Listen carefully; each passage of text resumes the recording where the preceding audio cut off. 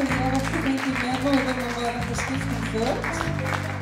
Við geta komið í einhverjum próf. En ég ætla að segja ykkur hvað hér að fara að gerast. Það ætla að fara að taka stuðlög. Það til dæmis undir þínum áhrifum í dag eftir Guðmund Jónsson með texta Stefáns Hilmarssonar. Ég lifi í vonni, Anna Alexander sem kann alla texta og getur sungið með því. Eftir Jóhann G. Jóhannsson og síðast en ekki síst eitt lag enn eftir Hörð G. Ólafsson með texta Aðalsteins Ásbergs Sigurðssonar.